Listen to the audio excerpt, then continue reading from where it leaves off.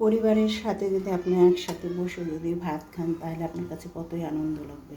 পরিবার সেটা হোক ভাই বোন মা বাবা বা স্বামী স্ত্রী বা বাচ্চা কাচ্চা নিয়ে ভাত খেতে বসলে সবাই একসাথে হাসি আনন্দ করে ভাত খায়, তাই না?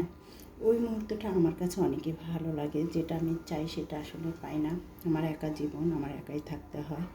তো একাই রান্নাবান্না করি, একাই খাই, কেউ আমার সাথে নেই।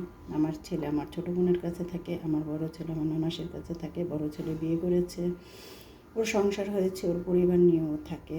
আর আমার জীবন তো একাই, আমার জীবন আমি কাউকেই পাই নাই, হয়তো বা আল্লাহ তাআলা আমার ভাগ্যে রাখে নাই, তাই একাই জীবন কাটাচ্ছি আর কি।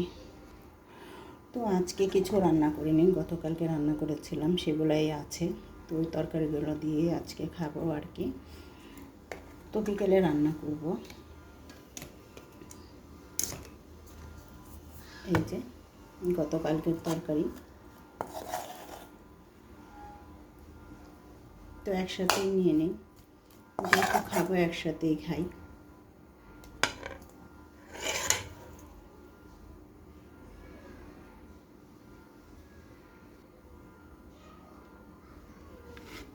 তো এই হচ্ছে আমার দুপুরের খাবার।